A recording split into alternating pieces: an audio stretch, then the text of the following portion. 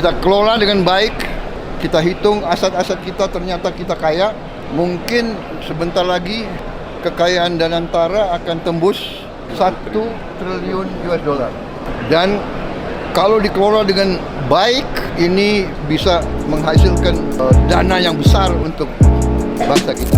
Coba lo bayangin dulu, kalau Indonesia lewat Badan Investasi Nasionalnya, yaitu Danantara, belanja Bitcoin cuma 1% dari total aset yang mereka kelola. Indonesia bisa langsung jadi pemilik Bitcoin terbesar ketiga di dunia. Ya, lo nggak salah dengar, kita cuma butuh 1%. Dan itu bisa bikin posisi Indonesia di mata dunia berubah total. Tapi, apakah justru itu langkah cerdas atau justru langkah nekat yang bisa merusak ekonomi Indonesia? Yuk kita bahas bareng-bareng, pelan-pelan dan tuntas. Tonton sampai habis, jangan sampai kamu kelewatan setiap segmen.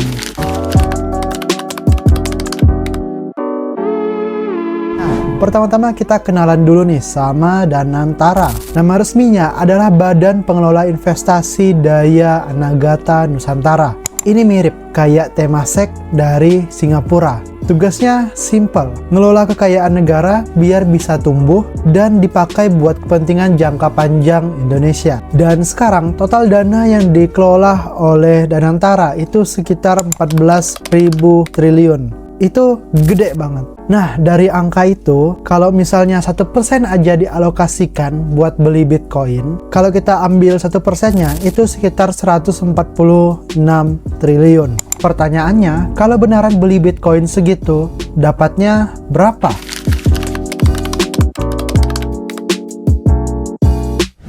Nah, sekarang kita ngitung ya. Harga Bitcoin sekarang ini kisaran 1,72 miliar per BTC. Kalau Danantara punya 146 triliun dan dibelikan semua ke Bitcoin, Indonesia bakal punya sekitar 84.837 BTC. Ini jumlah yang luar biasa banget. Dan sebagai pertimbangan dari negara lain, Inggris cuma punya sekitar 61.000 BTC, Ukraina cuma punya 46.000 BTC, Korea Utara itu cuma punya 13.000 BTC, El Salvador yang terkenal pro Bitcoin dan menggebu-gebu itu cuma punya 6.000 BTC. Bahkan Bhutan, negara kecil yang juga beli Bitcoin diam-diam, itu cuma punya 12.000 BTC. Dan Danantara itu melampaui semua negara yang gue sebutkan tadi. Dan RI bakalan jadi pemilik Bitcoin terbesar ketiga di dunia. Cuma kita hanya kalah dari Amerika dan Cina saja. Sekarang kita lihat siapa saja negara yang udah pegang Bitcoin dalam jumlah yang besar.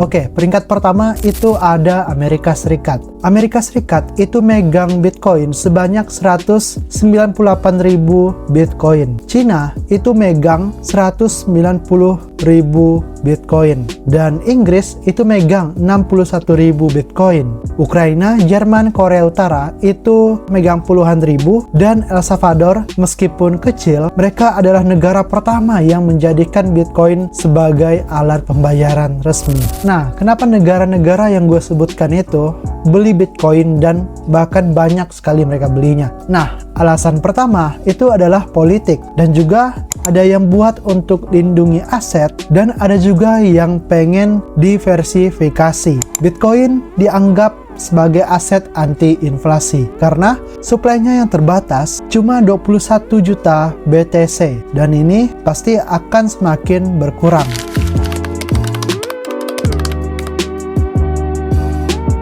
Nah, di sini aku akan bagi dua, yang pertama pro dan kontra. Nah, kita bahas dulu yang pro. Kenapa ide ini menarik? Yang pertama, itu diversifikasi cadangan negara. Gak cuma simpan dolar ataupun emas, tapi juga aset digital modern. Yang kedua, potensi kenaikan harga itu jangka panjang. Bitcoin udah naik ribuan persen sejak awal kemunculannya. Banyak analis yakin ini masih akan terus naik. Yang ketiga, sinyal ke dunia internasional. Investor global bakal lihat Indonesia sebagai negara yang melek teknologi dan masa depan. Bayangin, negara-negara ataupun investor melihat Indonesia melek teknologi dan mereka pasti ingin menginvestasikan uang mereka ke Indonesia lebih banyak. Yang keempat, itu melindungi nilai dari inflasi. Dalam jangka panjang, fiat money itu bisa melemah dan Bitcoin itu bisa jadi penyelamatnya. Oke, kita udah bahas soal pro-nya. Kita bahas soal kontranya lagi. Nah, resiko besar itu tentu ada. Kita akan bahas yang pertama, yaitu Bitcoin itu volatile. Hari ini naik, besok bisa anjlok. Dan kalau negara langsung beli di harga tinggi yang saat ini itu harganya 1,7 M dan tidak lama berikutnya anjlok, itu bisa dianggap buang-buang uang rakyat. Dan mungkin orang-orang yang awam atau rakyat yang belum paham, mereka akan merasa itu sia-sia, buang-buang uang rakyat saja. Beli di harga tinggi, totalnya jebol ke bawah. Tapi mereka belum tahu. Yang kedua, itu belum ada regulasi yang solid di Indonesia. Belum jelas siapa yang mengawasi, belum ada sistem penyimpanan negara buat kripto. Yang ketiga, itu resiko hacking, mau nyimpan kemana? Ke exchange yang mana? Dan kehilangan aset. Nah, kalau penyimpanannya sampai nggak aman, itu bisa dicuri. Udah banyak kasus exchange besar yang kebobolan. Kalau mungkin Danantara ingin pakai salah satu exchange yang ada di Indonesia, exchange tersebut harus menjaga ketat. Karena informasi jika Indonesia beli Bitcoin sebanyak 84.000, informasi itu akan tersebar ke dunia maya dan para hacker pun pasti langsung ngejleng matanya. Ya, oke. Berikutnya, yang keempat, itu resiko publik dan politik. Gak semua rakyat paham kripto, itu masalahnya. Dan bisa jadi bahan serangan politik kalau gagal. Nanti akan ada demo, pemerintah kenapa beli Bitcoin? Bitcoin itu scam, Bitcoin itu gak jelas asetnya. Pasti akan ada yang demo seperti itu. Lalu, bagaimana sikap pemerintah dan OJK?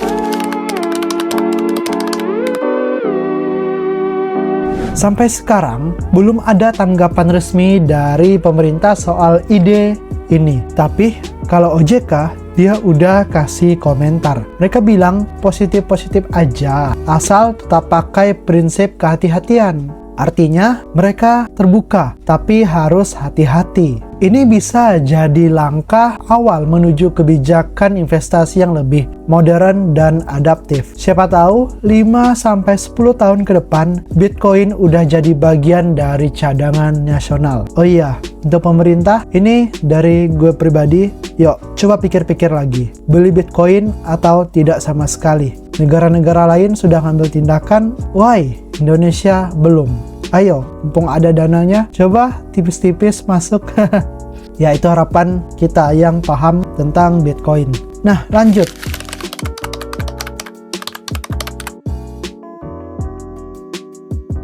Kalau menurut gue pribadi ya bro, ide ini menarik banget dan bisa dibilang revolusioner. Tapi langkahnya harus hati-hati banget. Gak bisa asal beli lalu ditinggal. Negara itu harus ada infrastruktur penyimpanan yang aman, regulasi yang jelas, dan transparansi ke publik soal pengelolaan. Ya jangan sampai kalau misalnya udah untung ngambil sikit-sikit. No, nggak boleh.